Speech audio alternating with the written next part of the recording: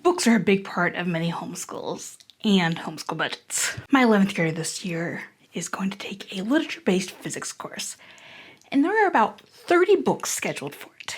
Even if I spent a conservative $10 a piece, and that's just for one kiddo for one subject. And even if you don't use a literature-based curriculum, there are still other books that you need or want to buy.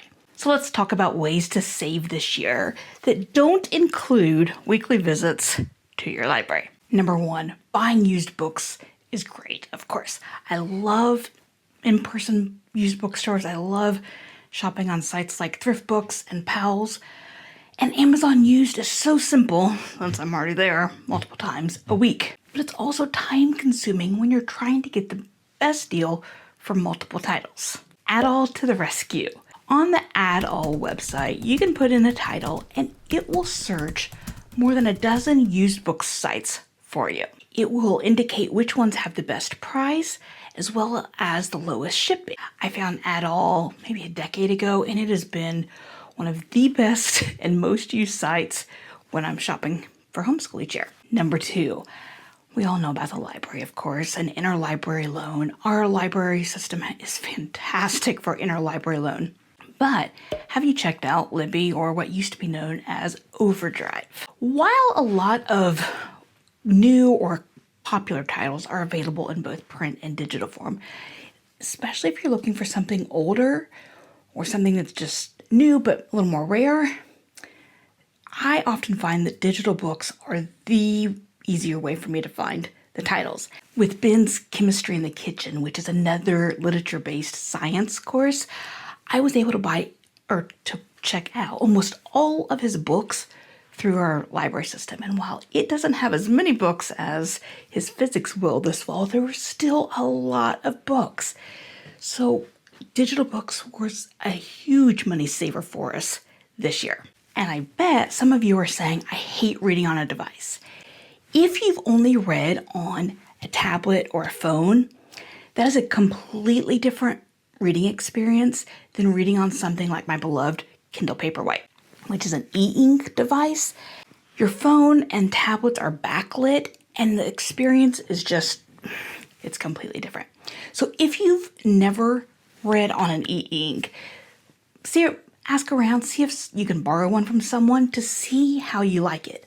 For me, it is such a natural reading experience that I find myself like sometimes going to physically turn the page still. And I've been reading on the Kindle since I got it the day after Ben was born 16 years ago. Now, a lot of local library systems will band together with others within your state so you can have a better selection of titles on Libby. But if you have an area that doesn't have a great selection, or you just need more checkouts because you have multiple people using them, you can get out of area cards from a lot of places around the country. For example, the one over in Charlotte, North Carolina, is $40 for the year, and I think I get 15 checkouts at one time from it. $40 a year, you can't beat that price.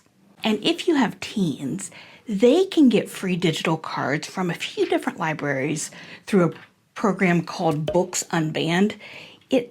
There's Seattle, Brooklyn, Los Angeles, and San Diego maybe have free cards that your teen can get.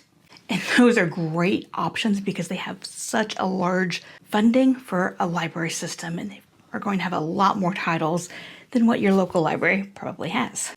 But Tricia, now I'm back to checking multiple sites so I can check each library. But of course, I have a solution for that as well. When you're done with this video, you're going to go to your browser's extension store and add the library extension. It is free. Then the next time you are checking your saved book list on Goodreads, or you're on Amazon, or checking books on Audible, you're going to look over in the upper right corner, and that's where library extension does its magic. It's going to scour the library databases for any library that you tell it to, and it will check both the physical copies and the digital, both ebook and audio versions, to see which libraries have which titles available, whether they're available now or whether they're all checked out, and if there's a wait list, it'll even give you an approximation of how long you're going to have to wait. Magic, pure magic. After Add All, Library Extension is probably my most used book accessory, whatever you want to call it, with our homeschool each year. So those are 3 ways that we save money, lots of money, on books.